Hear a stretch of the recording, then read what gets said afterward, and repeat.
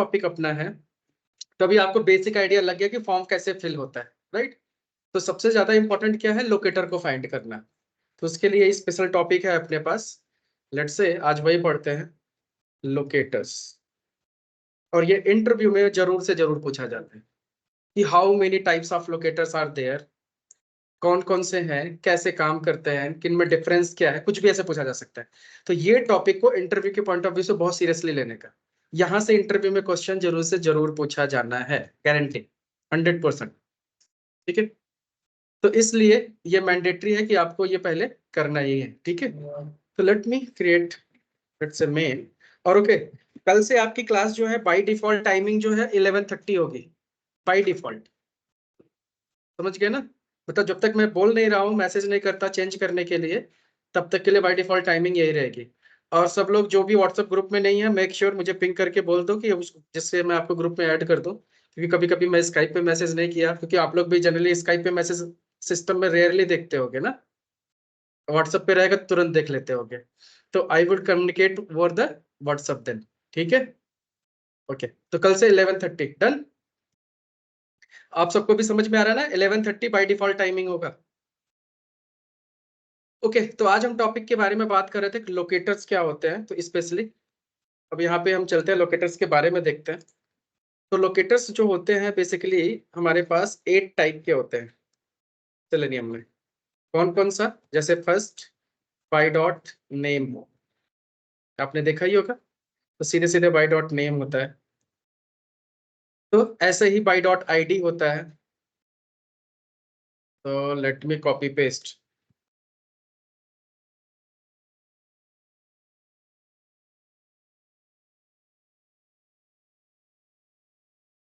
कितने हो गए, ठीक है। अब नंबरिंग भी चेंज करना पड़ेगा मुझे। तो बाय डॉट आईडी, फिर तीसरा होता है बाय डॉट लिंक टेक्स्ट, फिर होता है पार्शियल लिंक टेक्स्ट, फिर होता है क्लास नेम, और फिर टैग नेम, फिर XPath, and then CSS selector. ठीक है ना, तो ये टोटल कितने हो गए, 8। तो इनके बारे में हमें वन बाय वन पढ़ना है, और कब कहाँ कैसे यूज करना है ये हमें देखना है। और ये इंटरव्यू में पूछा भी जाएगा कि how many types of locators are there, या लोकेटिंग स्ट्रेटजी क्या है सेलेनियम में। Then you have to answer there are 8 different type of locating strategy into the Selenium. कौन कौन से, ये सारे। ठीक है, अब इनमें कौन सा कैसे काम करते हैं, तो इस पे चलो हम एक एग्जांपल ले लेके देखते हैं। तो सबसे पहले हम ब्राउजर लॉन्च करने का कोड लिखते हैं, राइट। तो सपोज करो ये लाइन का कोड चाहिए हमें ब्राउजर लॉन्च करने के लिए, जो कल देखा था। तो जस्ट ये लाइन का कोड मैंने लिखा, और यहाँ पे लेट्स से कि फेसबुक को लॉन्च करता हूँ मैं, क्योंकि उसके अंदर आईडी वगैरह सब है। ओके, तो let me open the Facebook.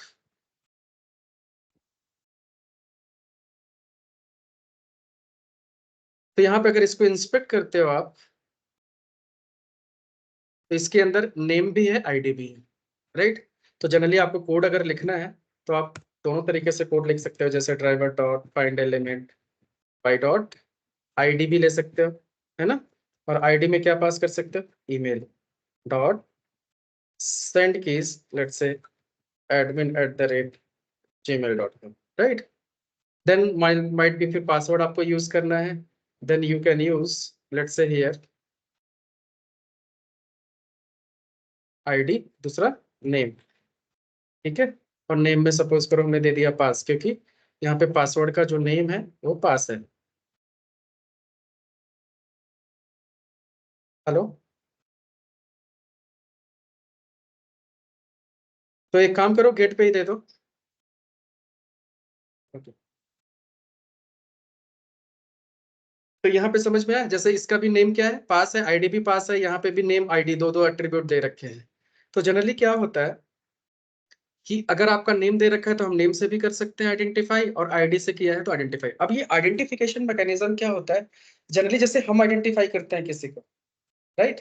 अभी जैसे मैं बोलूँ कि ये रिमोट है, तो आप मानोगे कि रिमोट है कि नहीं। अगर मैं कहूँ ये मोबाइल है, तो मानोगे।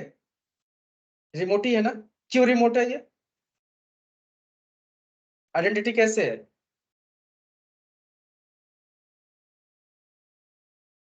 तो इसके कुछ एट्रीब्यूट्स है ना, इसके कुछ एट्रीब्यूट्स है। ये मोबाइल है, ये क्या है? रिमोट है। तो दोनों के बीच में कुछ डिफरेंस दिख रहा है ना इनके एट्रीब्यूट्स में।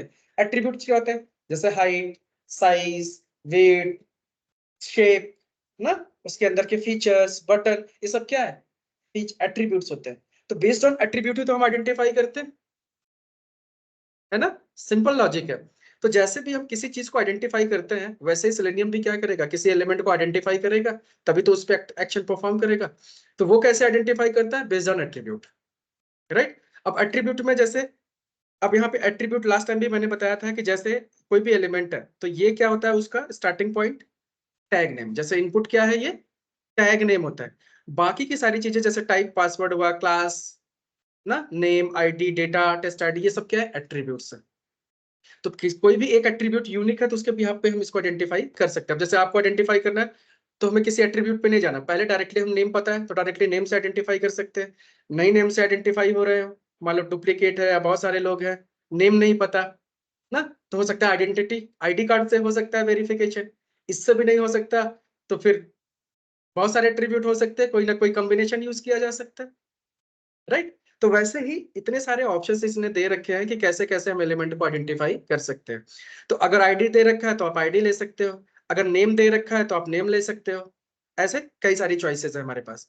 अब इंटरव्यूअर यहाँ पे ऐसे क्वेश्चंस पूछ सकता है कि अगर मान लो किसी एलिमेंट का नेम और आईडी दोनों दे रखा है, तब आप क्या करोगे? कौन सा एट्रीब्यूट यूज करोगे? नेम यूज करोगे कि आईडी यूज करोगे? आईडी यूज करोगे कि नेम यूज करोगे? भाई मैं जानना चाहता हूँ सबसे। आईडी। क्यों?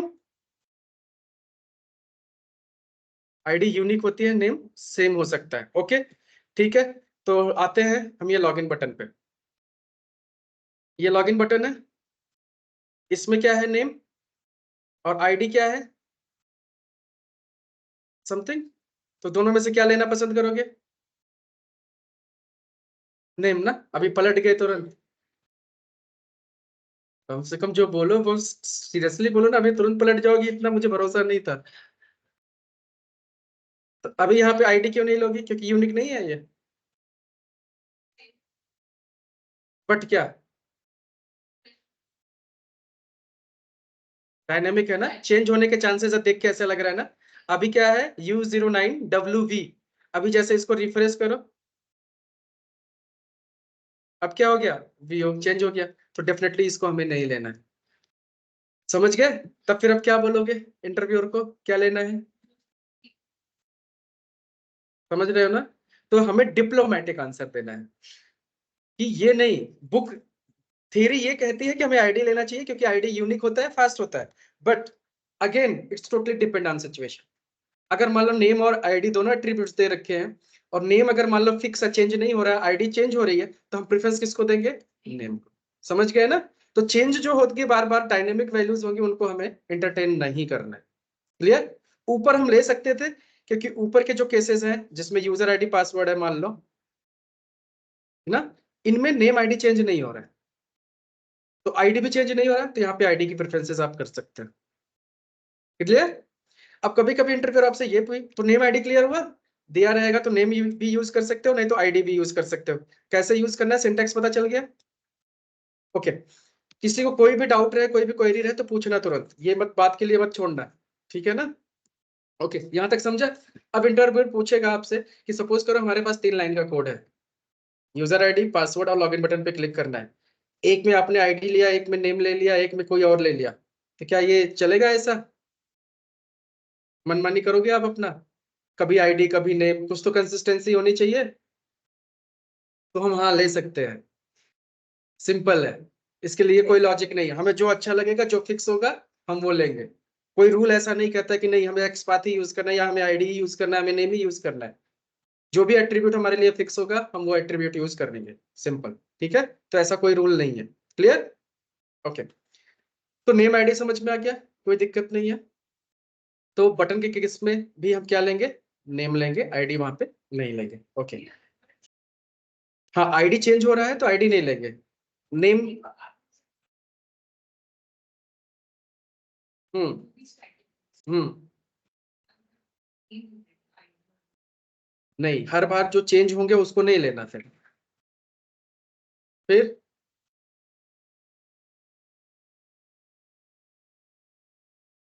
हाँ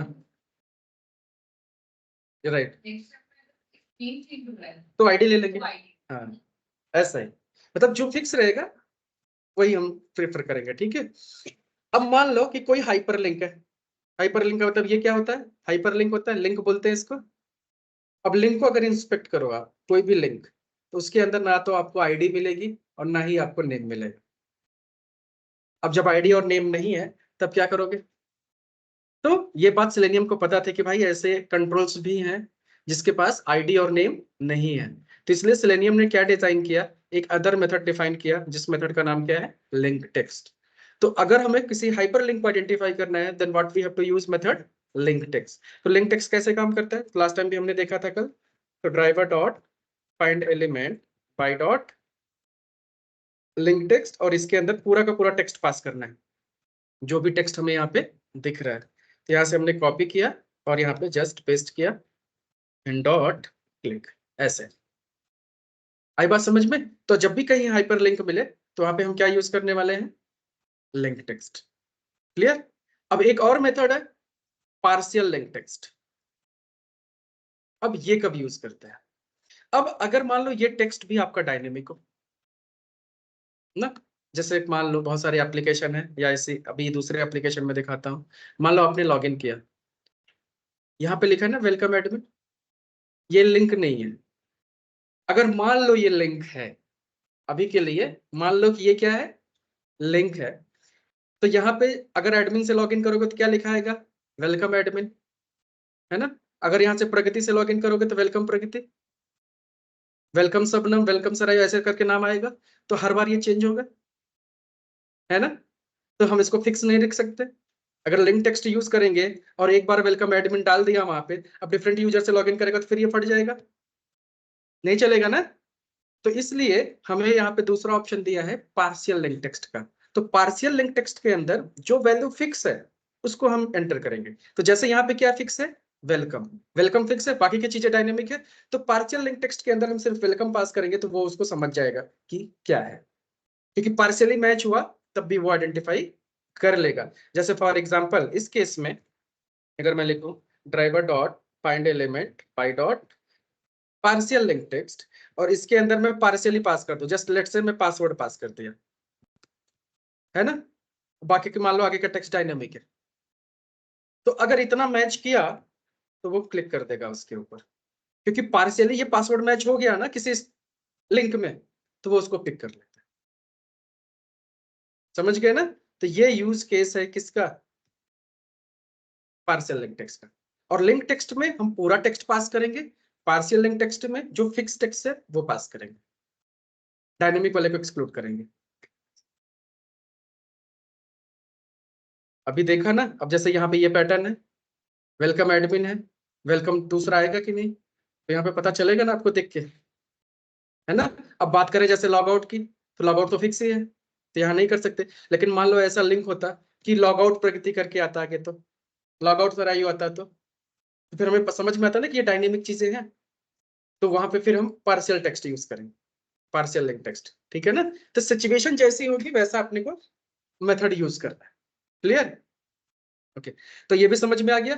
इसको रन करके दिखाता हूँ तो ये वर्क करेगा।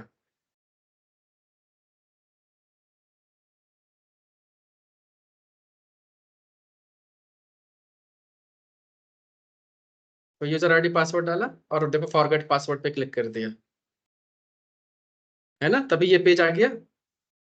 अगर इसको मैन्युअली भी क्लिक करो जाके यहाँ पे देखो, यही पेज आ रहा है ना, तो उस पर क्लिक हुआ तभी तो आया। क्लियर है ना? ये काम कर रहा है। तो चार कंसेप्ट आपको क्लियर हो गए, नेम, आईडी, लिंक टेक्स्ट और पार्शियल लिंक टेक्स्ट। कोई डाउट नहीं है? गुड। अब अगला है क्लास नेम। अब क्लास नेम का कंसेप्ट क्या होता है? तो क्लास नेम बेसिकली हम यूज कर सकते हैं कि जैसे अगर यहाँ पे एट्रीब्यूट दिया है क्लास, जैसे ये क्लास है ना, क्लास भी एक एट्रीब्यूट होता है। तो इसको भी अगर हमें यूज करना है तो हम यूज कर सकते हैं बाय डॉट क्लास नेम से। बट ये भी हमारा स्टेबल होना चाहिए, स्टैटिक होना चाहिए, मतलब डायनेमिक नहीं होना चाहिए, चेंज नहीं होना चाहिए। और दूसरी चीज, इनके बीच में स्पेसेस नहीं होने चाहिए। तो यहाँ पे देख रहे हो स्पेसेस है, और ये नंबर अजीब ढंग का दिख रहा है, तो इसको हमें अवॉइड करना चाहिए। तो जहाँ पे फिक्स चीजें हो कि कोई चीज चेंज नहीं हो रही है, जैसे यहाँ पे भी स्पेसेस है, तो नहीं ले सकते। तो अगर मान लो कोई ऐसा एलिमेंट होता, जैसे मान लो यहाँ पे एक एलिमेंट, और ये मान लो कि अगर ये फिक्स है, कुछ अच्छा सा वर्ड लिखा हुआ है, चेंज नहीं हो रहा है, तो इन दैट सिचुएशन आप क्लास ले सकते थे। तब आप क्या लिखते हो, बाय डॉट क्लास नेम, और उसके अंदर ये एट्रीब्यूट पास कर देना। तो क्लास नेम का मतलब बेसिक हो गया क्लास एट्रीब्यूट। तो क्लास एट्रीब्यूट जहां यूनिक रहेगी हम वही यूज करेंगे, अदरवाइज नहीं नहीं करेंगे। जैसे लेट मी से गूगल में आई थिंक है, तो गूगल को इंस्पेक्ट करते हैं, तो इसमें देखो क्लास फिक्स है ना, तो ये चीज हम यहाँ पे यूज कर सकते हैं। तो इस केस में अगर मुझे लेना हो क्लास दिस, तो सपोज करो मैंने लिखा google.com, ठीक है, और ये लाइन को कमेंट कर देता हूँ। इसके बाद driver dot find element by dot class name में वो वैल्यू डाला, डॉट सेंड कीज, लेट्स से डन। अब इसको रन करके देखें तो वहां टाइप होना चाहिए, ये देख के लग रहा है थोड़ा डायनेमिक है, बट फिक्स होता है, ये चेंज नहीं होता है। अगर चेंज होता है तो हमें नहीं यूज करना। देखो टाइप कर दिया ऑटोमेशन टेस्ट अब, तो सही है ना। तो क्लास नेम का भी कंसेप्ट समझ में है कि जहां पे क्लास एट्रीब्यूट दिया है, और मान लो पहले प्रेफरेंस किसको देनी चाहिए, आईडी, दे फिर नेम, राइट। लिंक है तो लिंक टेक्स्ट या पार्सल लिंक टेक्स्ट। अगर मान लो आईडी नेम भी नहीं दे रखा है और वो हाइपर लिंक भी नहीं है, तो हमें तीसरी वैल्यू किस पे जानी चाहिए, क्लास। अगर क्लास नेम दे रखा है यूनिक है, तो वो एट्रीब्यूट हम यूज कर सकते हैं। Clear, okay. तो क्लास नेम का भी कंसेप्ट क्लियर हो गया। अब आता है टैग नेम का कंसेप्ट। टैग नेम का मतलब होता है कि हर एक एलिमेंट का अपना टैग होता है, राइट। जैसे अगर यहाँ पे जाके देखो वापस से, कोई भी एलिमेंट है आपके पास, जैसे ये एलिमेंट है इनपुट, इसका टैग नेम क्या है, इनपुट। ऐसे ही हाइपरलिंक है या बटन है, इसका टैग नेम क्या है, बटन। ऐसे ही लिंक का टैग नेम क्या है, ए, ए मतलब एंकर टैग, राइट। ऐसे ही ये क्रिएट न्यू अकाउंट का क्या है, इसका भी ए। तो ये सब क्या है, टैग नेम होते हैं बेसिकली। तो अगर आप नॉर्मली किसी एलिमेंट को आइडेंटिफाई नहीं कर पा रहे हो, तो टैग नेम से भी आइडेंटिफाई कर सकते हैं। बट टैग नेम से आइडेंटिफाई करने का प्रॉब्लम ये होता है कि बहुत सारे हो सकते हैं पेज पे, राइट। अब अगर मान लो एक ही बटन है, तो हम टैग नेम यूज कर सकते हैं फिर। इसके लिए आपको देखना पड़ेगा कि पहले सोचना पड़ेगा कि सच में टैग एक ही है कि नहीं है। तो आप यहाँ से क्या कर सकते हो कि कंट्रोल एफ प्रेस करो, इस पे नीचे क्लिक करके कोड में कंट्रोल एफ प्रेस करो, और यहाँ से जाके स्लैश बटन टाइप करके देखो, तो कितना मिल रहा है, एक ही मिल रहा है ना, तो मतलब ये काम करेगा। और अगर मान लो दो भी मिलते, तब हम क्या करते, तब फाइंड एलिमेंट्स डॉट गेट 01 ऐसे कर सकते थे। तो ये भी एक वर्क अराउंड हमारे पास हो सकता था। तो जब कोई भी काम ना करे प्रॉपर्टी, तब हम ये भी यूज करने का एक ऑप्शन हमें दे रखा है, और साथ में इंडेक्स लगा के फिल्टर कर सकते हैं कि किसको एग्जैक्टली लेना है। बट बुरे वक्त में ये यूज करना है, हमेशा नहीं, ठीक है ना। तो अगर मान लो यही हमारा फेसबुक है, इसको वापस से फेसबुक बनाता हूँ, और इसको कमेंट करता हूँ, और नेक्स्ट लाइन का कोड लिखता हूँ, let's say driver dot find element by dot tag name, and tag name के अंदर just let's say no, tag name क्या था, बटन डॉट क्लिक, क्योंकि एक ही था तो काम करेगा। तो रन करके देखो,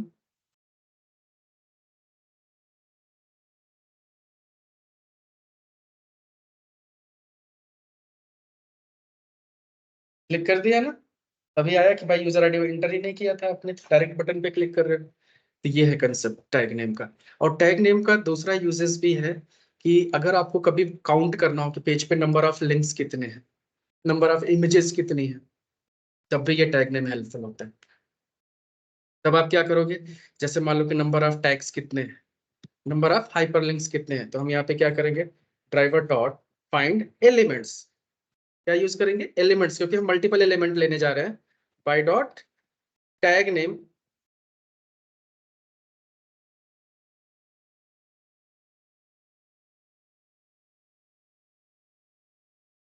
y डॉट टैग नेम, और टैग नेम में हमने क्या ले लिया a, क्योंकि हाइपरलिंक है। तो फाइंड एलिमेंट्स लगाया है, ये सारा एलिमेंट देता है। तो अगर इसके आगे एक मेथड होता है डॉट साइज, अगर हमने साइज लगा दिया तो ये सबका साइज बता देगा कि टोटल कितने हैं। ठीक है, अब इसको अगर हमें प्रिंट में डाल दो तो डायरेक्ट प्रिंट हो जाएगा, या एक वेरिएबल में इसको स्टोर कर लो कि count is equal to this, और इस काउंट को प्रिंट कर लो ऐसा आउट कि लेट्स से काउंट, तो कितना काउंट है वो पता चल जाएगा, राइट। तो ऐसे चीजों में भी काफी हेल्पफुल होता है टैग में, कि नंबर ऑफ एलिमेंट्स कितने हैं पेज पे, टेक्स्ट बॉक्स कितने हैं, चेक बॉक्सेस कितने हैं, इस टाइप से अगर हमें चीजें फाइंड आउट करनी हो तो ये हम करते हैं। तो जनरली हर एक कंपनी में ये टेस्ट केस होता है टेस्ट करने के लिए, नंबर ऑफ लिंक्स कितने हैं।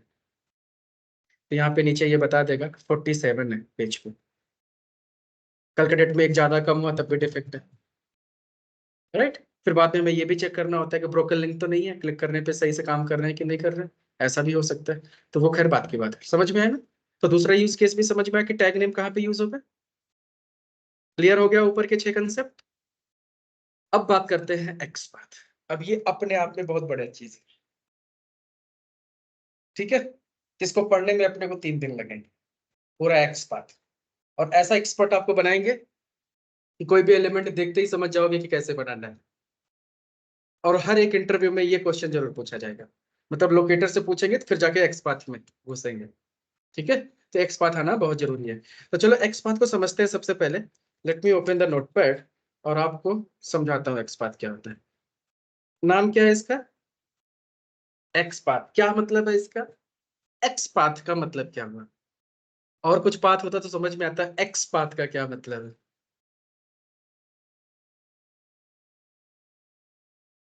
एक्स मतलब क्या होता है, जैसे बोलते हैं ना ex girlfriend, ex boyfriend, x path वैसे भी तो हो सकता है ना। नहीं, क्या मतलब निकलता है इससे। अगर मान लो इंटरव्यूअर गलती से ये पूछ दे एक्स पाथ क्या होता है बताओ, तब कहोगे हमने यूज तो किया लेकिन होता क्या हमें नहीं पता। तो ऐसे थोड़ी ना है। नहीं पता, ठीक है। एक्स पाथ का मतलब होता है एक्समल पाथ। एक्स पाथ मतलब एक्समल पाथ। अब एक्समल क्या होता है, वाह डेफिनेशन तो याद है तुमको, ये कॉलेज में पढ़ा था। ओके, HTML, HTML, वाह। तो एक्सएमएल का मतलब हो गया एक्सटेंसिबल मार्कअप लैंग्वेज। अब ये होता है क्या है, एक्सटेंसिबल मार्कअप लैंग्वेज क्या होती है। जावा, सी शार्प, पाइथन नाम सुना था।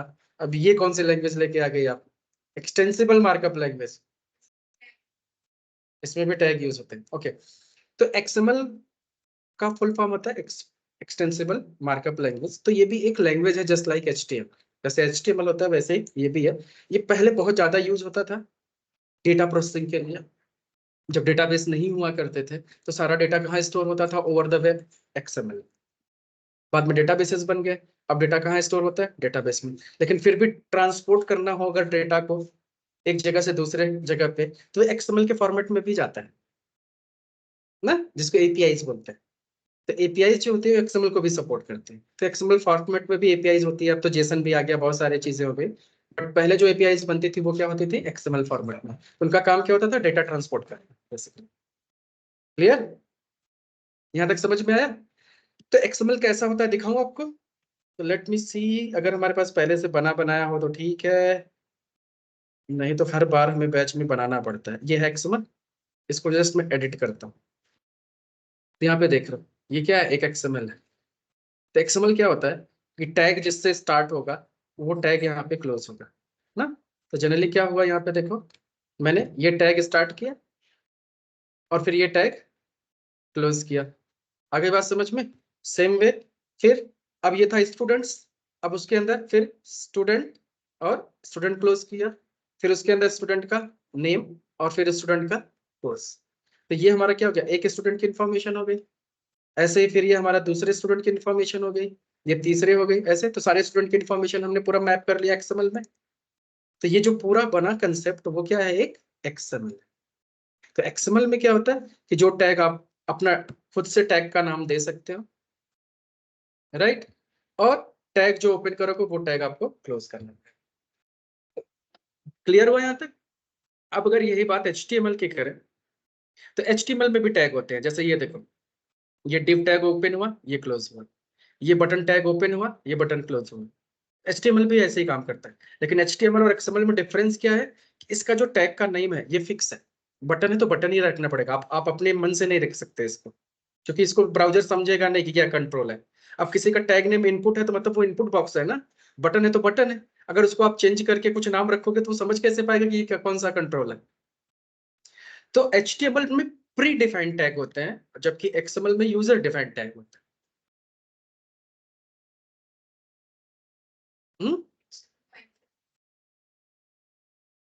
कर सकते हो, कुछ भी कर सकते हो, इसमें डेटा ही तो रखना है हमें। डेटा जैसे अरेंज करोगे उसको डेटा को यूज कर सकते हो। क्लियर? तो अभी यहाँ पे इंटेंशन हमारा क्या था आपको बताने का, XML होता कैसा है देख लिया आपने। कभी ऐसा फॉर्मेट अगर आपको दिख जाए तो समझ जाना ये क्या है, XML। क्लियर? अब XML में मान लो कि मुझे स्वप्निल का कोर्स फाइंड आउट करना है कि स्वप्निल का कोर्स कौन सा है, तो कैसे निकालेंगे? तो XML में किसी पर्टिकुलर नोड का जो पाथ होता है वही हमारा क्या होता है, X पाथ होता है। अब पाथ इसका क्या हो गया जाएगा, जैसे सबसे पहला पाथ क्या है, सबसे पहला टैग पहले तो आपको क्या यूज करना है, स्लैश। तो स्लैश के बाद सबसे मेन टैग स्टूडेंट्स, फिर उसके अंदर स्टूडेंट। अब उसके अंदर बहुत सारे स्टूडेंट है, तो कौन सा स्टूडेंट? तो आपको यहाँ पे बोलना पड़ेगा लेट्स से थर्ड स्टूडेंट, है ना, कि थर्ड स्टूडेंट। फिर थर्ड स्टूडेंट, फिर उसके अंदर जाओ, फिर क्या लेना है, नेम। तो उसका नेम ले लोगे। अगर उसका कोर्स निकालना है थर्ड स्टूडेंट का, तो यहाँ पे क्या पास करोगे, ये टैग कोर्स। तो ये क्या रिटर्न कर देगा आपको, हाँ, समझ रहे हो ना बात को? तो ऐसे XML में किसी भी नोड को आइडेंटिफाई करने के लिए क्या हम यूज करते हैं, एक्स पाथ। उसी को हम क्या बोलते हैं, एक्स पाथ। क्लियर? अब ये एक्स पाथ हम यहाँ क्यों यूज कर रहे हैं, जबकि XML तो है नहीं, HTML है। तो HTML में भी सिमिलर स्ट्रक्चर में काम करता है ना, तो उसमें भी किसी टैग को फाइंड आउट करना हो तो हम पाथ निकाल सकते हैं। आई बात समझ में? तो इसके लिए अब अगर हम यहाँ से HTML में जाके पाथ निकालें तो इतना बड़ा कोड है ऊपर, हमें पता नहीं कितने लाइन, कैसे समझेंगे किसके अंदर कितना है ना? तो कहीं ना कहीं मिस्टेक होने के चांसेस है। तो बट बेटर ऑप्शन क्या है कि इस पे राइट क्लिक करो और यहाँ से इंस्पेक्ट करो, फिर इस पे राइट क्लिक करो, कॉपी, और यहाँ पे फुल एक्स पाथ, देख रहे हो? और इसको अगर जाके यहाँ पे पेस्ट कर दो तो ये एक्स पाथ वहां से कॉपी कर लिया। तो सबसे पहले क्या था, HTML, फिर बॉडी रहा होगा, फिर पहला डिव, फिर उसके अंदर पहला डिव, ऐसे ऐसे करते करते तब जाके इनपुट मिले। तो ये मैन्युअली लिखना मुश्किल है, तो इसलिए इसने टूल दे रखा है कि डायरेक्टली वहां से आप एक्स पाथ को कॉपी कर सकते हैं। तो कंसेप्ट समझ में आया, एक्स पाथ क्या है, XML का पाथ। तो HTML भी एक टाइप का XML ही है, तो उसमें भी किसी एलिमेंट का अगर हमें पाथ निकालना है तो एक्स पाथ निकाल सकते हैं। फाइन, क्लियर हुआ यहाँ तक एक्स पाथ क्या होता है? ओके। अब बात करते हैं कि एक्स पाथ कितने टाइप का होता है। तो एक्स पाथ जो होता है वो टू टाइप का होता है। पहला होता है एब्सोल्यूट और दूसरा होता है रिलेटिव एक्स पाथ। तो पहला क्या होता है, एब्सोल्यूट, और दूसरा रिलेटिव, पूछा जाता है इंटरव्यू में। और यहां से absolute X path is also known as static X path, और this is also known as dynamic X path. Clear हो गया? ओके। अब जो एब्सोल्यूट एक्स पाथ था वो ये था, जिसको हम एक फिक्स एक्स पाथ या स्टैटिक एक्स पाथ भी बोलते हैं। तो ये जो एक्स पाथ निकला ये हमारा क्या हो गया, एब्सोल्यूट एक्स पाथ हो गया। तो एब्सोल्यूट एक्स पाथ के लिए आप हमेशा टूल यूज करोगे, ठीक है ना? अब जैसे सपोज करो मुझे यूजर नेम में वैल्यू डालनी थी, तो मैंने क्या किया, इसको सेलेक्ट किया, राइट क्लिक, कॉपी कर लिया एक्स पाथ, राइट। अब इसको कोड में लिखना है तो जाएंगे सिंपल सा यहाँ पे कोड में, और कोड लिख सकते हैं कि driver dot find element Y dot X path, और यहाँ पे अब हम पास करेंगे एक्स पाथ का एक्सप्रेशन। फिर अब दिखने में लग रहा है बहुत बड़ा है, फालतू चीज है, कोई बात नहीं। और फिर यहाँ पे डॉट सेंड की समथिंग, देख रहे हो ना? तो ये ऐसे लिखा जाता है। अब दूसरा कंसेप्ट क्या होता है कि इसके अंदर अब रिलेटिव एक्सपाथ क्या होता है वो समझते हैं। तो यहाँ से रिलेटिव एक्स पाथ भी हम कॉपी कर सकते हैं। तो यहाँ से राइट क्लिक करो, कॉपी एक्स पाथ। तो दो ऑप्शन दिख रहे हैं। फुल एक्स पाथ जो होता है वो एब्सोल्यूट एक्स पाथ होता है, और जो रिलेटिव एक्स पाथ होता है वो क्या होता है, ये वाला। तो इसको कॉपी करोगे, इसको पेस्ट करके देखो कैसा है, इतना छोटा सा। ठीक है, फिर इसको भी हम कोड में यूज कर सकते हैं। समझ में आया? क्लियर यहाँ तक? तो जनरली ये तो टूल के थ्रू है। अब आप किसी इंस्टीट्यूट में पढ़ते तो यहीं तक पढ़ा के खत्म कर देते कि एक्स पाथ निकालना है तो कैसे निकालना है। ठीक है, अब हमें क्या करना है, ये वाला एक्स पाथ तो हमें टूल ही यूज करके बनाना है, क्योंकि कोई ऑप्शन नहीं है। और इसको हम ज्यादा यूज नहीं करते एब्सोल्यूट एक्स पाथ को, क्योंकि ये अगर ये हायरकी में मान लो कि ये पूरा हायरकी ले रहा है ऊपर से, कल के डेट में एक छोटी सी चीज भी ऊपर ऐड हो गई तो नीचे पूरा कोड शिफ्ट हो जाएगा, फिर हर एक एलिमेंट का एक्स पाथ चेंज हो जाएगा, फिर जाके बार बार तुम्हें कोड अपडेट करना पड़ेगा, और डेवलपर तो हमेशा चेंजेस करते रहेंगे, तो तुम्हारा मेंटेनेंस फिर से बढ़ गया, है ना। अब यही चीज हम अवॉइड करने के लिए आईडी नहीं ले रहे थे कि जो फिक्स है वो ले, और अगर एब्सोल्यूट एक्स पाथ यूज करके फिर से कोड में बार बार चेंजेस करना पड़ा तो प्रॉब्लम है ना। तो इस वजह से हमें एब्सोल्यूट एक्स पाथ को अवॉइड करना चाहिए, नहीं ले यूज करना चाहिए। रेयरेस्ट जब हमें मेक श्योर ये करना हो कि ऊपर कोई कोड चेंज नहीं है, सबका एक फिक्स लोकेशन होना चाहिए, तो ऐसे सिचुएशन में आप जो है ये एब्सोल्यूट एक्स पाथ यूज कर सकते हो, अदरवाइज अगर ऐसा वैलिडेशन करना है आपको तो। ठीक है, अदरवाइज हम क्या यूज करेंगे, रिलेटिव। तो मोस्टली हम रिलेटिव एक्स पाथ यूज करते हैं, डायनेमिक वाला। ठीक है, अब ये डायनेमिक वाला एक्स पाथ जो है, ये तो टूल बना के दिया। अब जनरली होता क्या है कि इंटरव्यू में इंटरव्यूअर आपको HTML दे सकता है, या फिर आपसे बोलेगा कि ठीक है फेसबुक ओपन करो और लेट से ये आपका कोड है, इंस्पेक्ट करो, इसका मुझे x path, dynamic X path निकाल के दो। तो आप कहोगे कि मैं तो ऐसे कॉपी करती हूँ। नहीं, बनाओ कैसे बना। तो हमें क्या करना होगा, अब इसके एल्गोरिदम को समझना पड़ेगा कि आखिर में ये बनाया कैसे। ठीक है, जो कि बहुत आसान। तो समझते हैं। तो कुछ रूल्स है इसके पीछे, रूल आपको याद कर लेना है। तो जैसे पहला रूल क्या है कि अगर आपको डायनेमिक एक्सपाथ या रिलेटिव एक्सपाथ बनाना है, तो सबसे पहले आंख बंद करके क्या करना है, डबल स्लैश लगाना है ना। अब यही डिफरेंस भी होता है। तो कभी कभी इंटरव्यू में पूछते हैं what is difference between single slash and double slash. तो कुछ लोग पाथ बताने लगेंगे कि वो पाथ में हम डबल स्लैश भी लगाते हैं, सिंगल स्लैश भी लगाते हैं, लेकिन वो नहीं है। अगर कोई डिफरेंस पूछे what is difference between single slash and double slash Selenium की इंटरव्यू में, ऑटोमेशन में, तो आपको यही बोलना है कि single slash represent the absolute X path, और double slash represents the dynamic X path या रिलेटिव एक्स पाथ। क्योंकि यही से तो पहचान होती है ना कि ये कौन सा। अब दोनों में पहचान क्या है, स्लैश से, कि स्टार्टिंग पोजीशन पे एक स्लैश लगा है तो मान लो वो एब्सोल्यूट एक्स पाथ है, और अगर स्टार्टिंग में डबल स्लैश लगा है तो मान लो रिलेटिव एक्स पाथ है, डायनेमिक वाला। क्लियर? ओके। तो रूल पहला क्या कहता है कि सबसे पहले हमें क्या करना है, डबल स्लैश। अब डबल स्लैश लगाने का मतलब क्या होता है, ऐसे भी समझो। तो डबल स्लैश का मतलब ये होता है कि रूट पे कहीं पे भी वो सर्च करे। सिंगल स्लैश का मतलब एक एक करके हायरार्की में जाना, और डबल स्लैश का मतलब किसी हायरार्की में नहीं जाना, सब में जाके चेक करो। डबल स्लैश से क्या होगा, वो जाके लाइन बाय लाइन सब में चेक करेगा कहाँ पे मैच होने वाला अगली चीज है।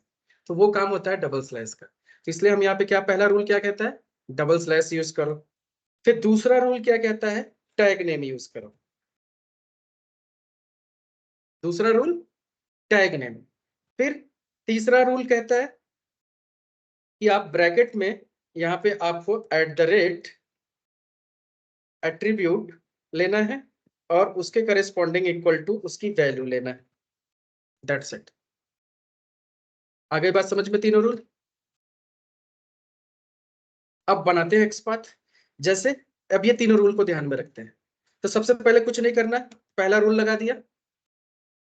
अब इसके बाद मान लो इसका एक्सपाथ हमें बनाना था, इस वाले एलिमेंट का एक्सपाथ बनाना है, तो इसका टैग नेम क्या है, इनपुट। तो हमें दूसरा रूल क्या कहता है कि टैग नेम लिखना, तो यहाँ पे हम क्या लिखेंगे, इनपुट। दूसरा रूल हो गया। अब तीसरे रूल में क्या कह रहा है कि ब्रैकेट यूज करना है, और उसमें कोई भी एट्रीब्यूट यूज करना है ना। तो एट्रीब्यूट अब कौन सा, अब ये सारे एट्रीब्यूट है, जैसे टाइप है, क्लास है, नेम है, ये सब एट्रीब्यूट है, आईडी। तो कौन सा एट्रीब्यूट आपको अच्छा लग रहा है यहाँ पे, ले सकते हैं। यूनिक कौन सा है और स्टेबल कौन सा है। नेम या आईडी, या फिर आप टेक्स्ट भी ले सकते हो, टाइप भी ले सकते हो, तो जो भी अच्छा लगे यहाँ पे। तो जैसे मैंने मान लो नेम लिया, तो @ एट्रीब्यूट का नाम नेम और उसकी वैल्यू क्या थी, ईमेल ना, ऐसे। तो ये हमारा एक्सपांड बन गया। अपनी मर्जी से फ्री हो, कोई भी एट्रीब्यूट लो, लेकिन हाँ, लेकिन एट्रीब्यूट वही हो गया कि आईडी उठा लिया, अभी मान लो बटन के केस में वो चेंज होगा, तो जो चेंज ना हो।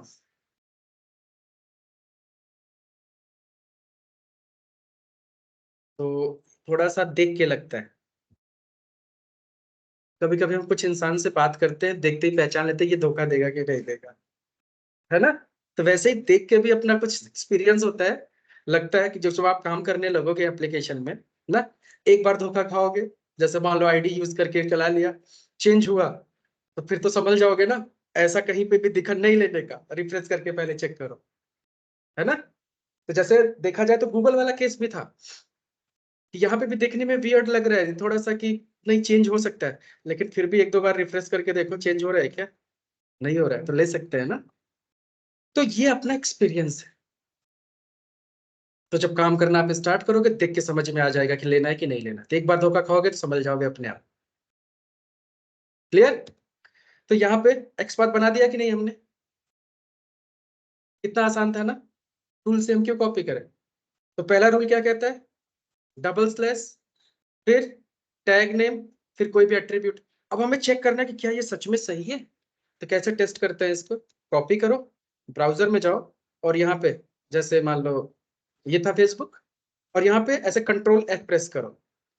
जब कंट्रोल F प्रेस करते हो तो नीचे एक बॉक्स ओपन होके आ जाता है, इस पे कोड पे क्लिक करने के बाद कंट्रोल F प्रेस करोगे तो ये बॉक्स नीचे आ जाएगा, जिसमें लिखा क्या है, फाइंड बाय स्ट्रिंग सिलेक्टर और एक्सपाथ। तो इसमें अगर एक्सपाथ एक्सप्रेशन तुम पेस्ट करोगे तो ये देखो हाईलाइट कर दिया, और नीचे क्या बता रहा है, 1 of 1, मतलब एक एलिमेंट फाइंड हुआ यूनिकली। तो सही है। अब ऐसे ही यहाँ पे हम चेंज करके देख सकते हैं कि अगर मैंने आईडी एट्रीब्यूट ले लिया तो तब भी सही है ना। टाइप ले लिया इज इक्वल टू क्या है, टेक्स्ट, तब भी ले रहा है ना। तो अब आपके पास फ्रीडम है ना। अभी तक आप सिर्फ बाई डॉट नेम आईडी यही सब खेल रहे थे, लेकिन अब इसके अंदर बहुत सारे ऐसे भी हैं, जैसे डेटा टेस्ट आईडी भी है करके, तो इसको भी आप ले सकते हो कि ये भी तो एट्रीब्यूट है, data test ID is equal to royal email, ये देखो तब भी आइडेंटिफाई हो रहा है। या फिर आप प्लेस होल्डर भी ले सकते हो, तो कोई भी एट्रीब्यूट आप उठा सकते हो जो आपको लगता है कि ये चेंज नहीं होगा। अब जैसे मैं क्या रिकमेंड करता, प्लेस होल्डर, क्यों, देखते हैं। प्लेस होल्डर, और इसके अंदर हमने प्लेस होल्डर की वैल्यू पास कर दी, आइडेंटिफाई हो रहा है। अब इसलिए इसको मैं करता, क्योंकि जैसे ही एप्लीकेशन ओपन होता है यहाँ पे लिखा आता है ना ईमेल एड्रेस और फोन नंबर, अब कल के डेट में ये गायब हो गया, तो हम बोलेंगे भाई डिफेक्ट है, पहले था ये, बोल सकते हैं ना। या इसमें से कुछ भी चेंज किया तब भी बोलेंगे डिफेक्ट है, क्योंकि पहले दूसरा था, अभी क्यों चेंज किया तुमने, रिक्वायरमेंट के हिसाब से चेंज करो, तो डिफेक्ट है। तो यहाँ से दोनों काम हमारा होगा ना, एक तो वो चेंज नहीं कर सकता, चेंज करते डिफेक्ट है, डिफेक्ट है तो कोई बात नहीं, फिर हम चेंज करेंगे अपने हिसाब से ना। तो कई फायदे हो रहे हैं ना, एक तो आइडेंटिफाई भी हो रहा है, और दूसरा हम उसका टेक्स्ट भी वैलिडेट कर ले रहे हैं कि क्या लिखा है बाय डिफॉल्ट। तो मेरा अगर रिकमेंडेशन होता तो मैं तो ये एट्रीब्यूट यूज करता, और ये चेंज कभी नहीं होगा, है ना। तो ऐसे ही हमें, तो एक्स पाथ से आपका पावर बढ़ गया।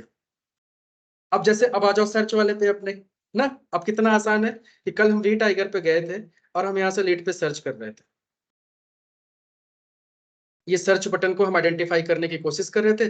तब तक हमारे पास सिर्फ छोटी सी दिमाग था कि सिर्फ हम जानते थे आईडी और नेम और लिंक टेक्स्ट ज्यादा से ज्यादा।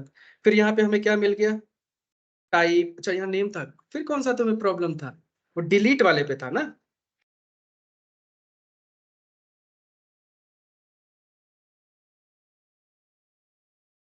इंडेक्स से भी होता है, आगे बताता हूँ। अब यहाँ पे जैसे डिलीट था, अब डिलीट बटन इसके अंदर देखो, नहीं है ना, नेम आईडी नहीं है, तो एटलीस्ट यहाँ पे वैल्यू डिलीट से तो हम जा सकते हैं ना। ये एट्रीब्यूट तो काम करेगा। तो कोई भी एट्रीब्यूट, यहाँ से हमने ले लिया वैल्यू डिलीट, तो इसका भी एक्स पाथ बनाते हैं। तो टैग नेम क्या है, इनपुट, तो डबल स्लैश इनपुट ब्रैकेट में एट द रेट क्या था, value is equal to delete. Identify हो गया, वो भी 1 of 1।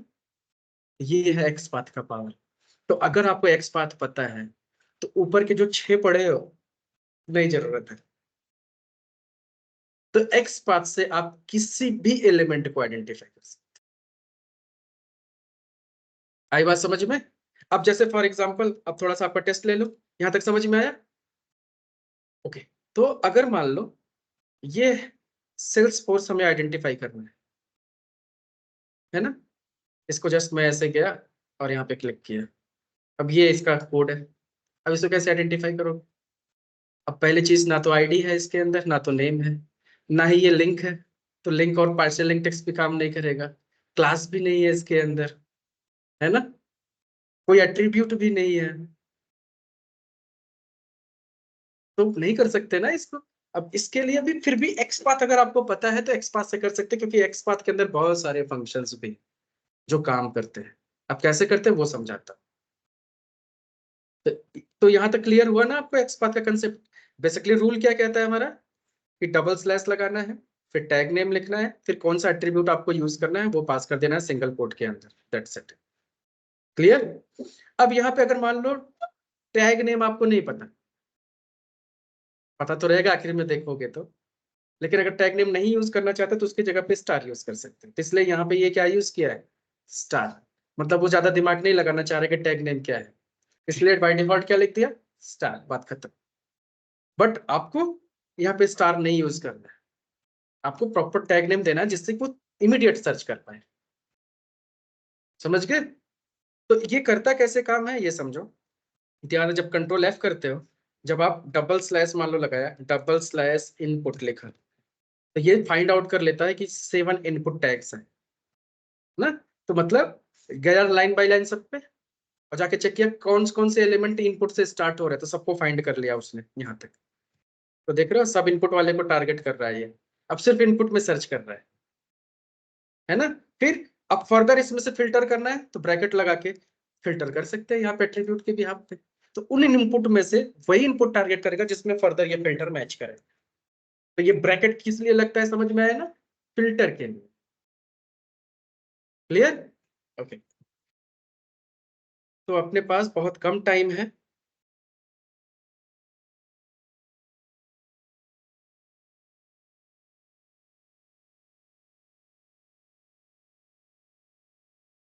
अब ये मैं थोड़ा स्पीड में पढ़ाने वाला हूँ, ठीक है, और इसको कल फिर से पढ़ाऊंगा।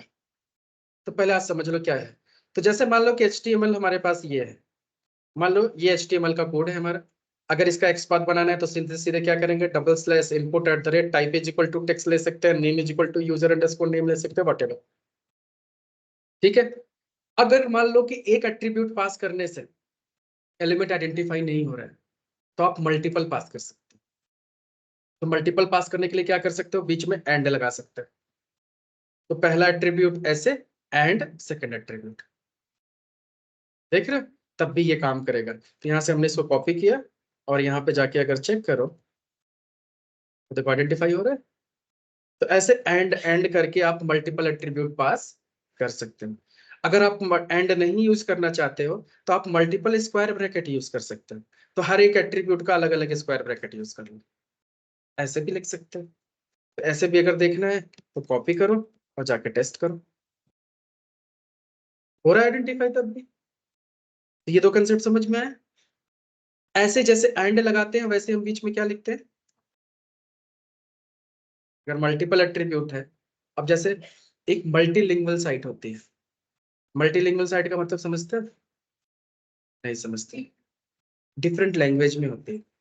जैसे यहाँ पे देखो, ये गूगल है, अभी यहाँ पे क्या लिखा है, आई एम फीलिंग लकी, मैं हिंदी पे क्लिक किया, हो जा भाई,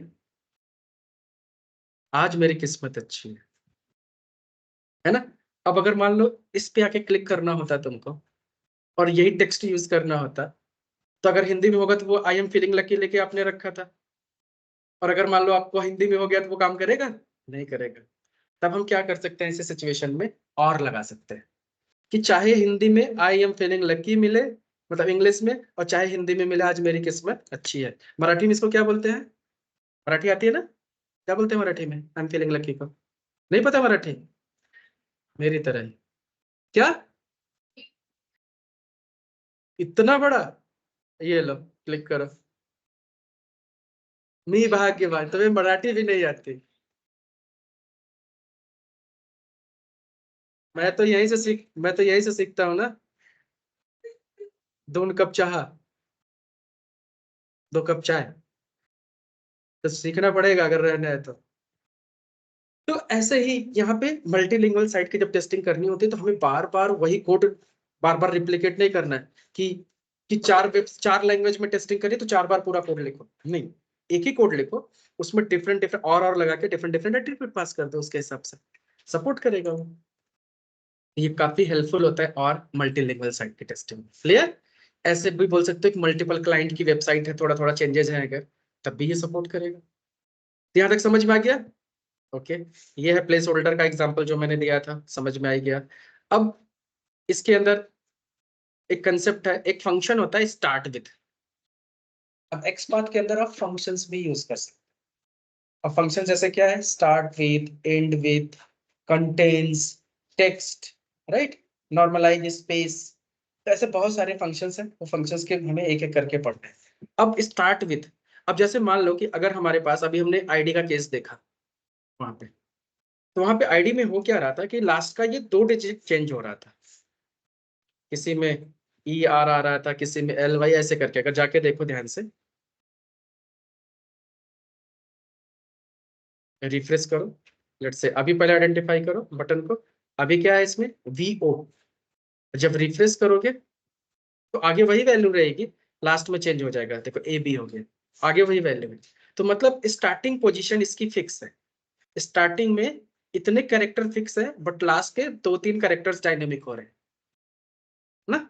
तो अगर हमें सिर्फ यही एट्रीब्यूट मान लो लेके काम करना होता, दूसरा कोई ऑप्शन नहीं होता, तब हम क्या कर सकते थे कि यहाँ पे डबल स्लैश बटन, यहाँ पे फंक्शन यूज करेंगे। फंक्शन का नाम क्या करेंगे? स्टार्ट्स विथ, और @id, और जो पोजीशन स्टार्टिंग से जहां तक फिक्स है वो टेक्स्ट सिर्फ पास कर देंगे, बाकी का जो डायनेमिक उसको छोड़ देंगे। तो स्टार्टिंग में इतना मैच हो गया तो पिक कर लेंगे। जैसे वो पार्सल लिंक टेक्स्ट काम कर रहा था, तो पार्सल लिंक टेक्स्ट आगे पीछे हर जगह मैच कर रहा था, लेकिन ये स्टार्टिंग पोजीशन से मैच करेगा। ठीक है? ऐसे ही मेथड होता है एंड्स विथ। तो अगर एंड में कोई चीज फिक्स है, आगे का डायनेमिक है, तो एंड विथ यूज कर सकते हो। और अगर आपको दोनों नहीं यूज करने हैं, तब फिर आप क्या यूज कर सकते हो? कंटेन्स। तब क्या यूज कर सकते हो? Contains. Contains starting and between कहीं पे भी मैच हुआ, उठा लो ना। तो सबसे ज्यादा जो एक्सपाथ का फंक्शन जो यूज होने वाला है वो कंटेन्स यूज होता है। तो कभी कभी इंटरव्यू पूछ रहे सबसे ज्यादा आपने एक्सपाथ, अब तक कितने एक्सपाथ आपने लिखे होंगे, तो कितना बताओगे? कुछ तो बोलोगे, कितना, कि सोचने में पड़ जाओगे अब? हाई लेवल कुछ तो बताओ। चलो तुमने अब तक कितना एक्सपाथ यूज किया? देखा, इन्होंने तो 300 एक्यूरेट बताया, मतलब ये गिन के भी लिखते थे क्या जितना बनाया है। नहीं तो ऐसे बोलना चाहिए अप्रोक्सीमेटली 300, मतलब कम है। 300 का मतलब लग रहा है कि आप 50-60 टेस्ट केस ऑटोमेट किए हो सिर्फ, तो वही हुआ ना। नहीं तो आपको बताना है कम से कम 1000-2000 तो, है ना, नियर अबाउट 1000। तो ऐसे बोलना है हमें। तो कंटेंट्स का मतलब समझ में आया? तो अगर कोई भी डायनेमिक चीजें हैं, जैसे पार्सल लिंक टेक्स्ट का केस था, वेलकम एडमिन वाला केस था, तो वहां पे हम क्या यूज कर सकते हैं? कंटेंट्स। तो कोई भी चीज डायनेमिक होगा तो वहां पे एट्रीब्यूट, अगर एट्रीब्यूट की वैल्यू डायनेमिक है तो आगे कंटेंट्स होगा। आ गया समझ में? तो कंटेंट से काम कर सकते हैं। ऐसे ही अब एक फंक्शन इसके पास ये होता है टेक्स्ट का।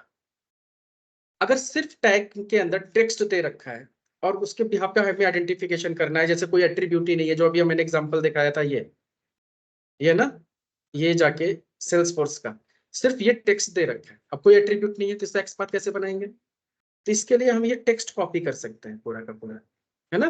पूरा पूरा ये टेक्स्ट कॉपी करेंगे। टैग नेम क्या है? TD। तो इसका एक्स पाथ क्या होगा? सिंपल, ऐसे देखो ये बनाया हुआ है, डबल स्लैश TD।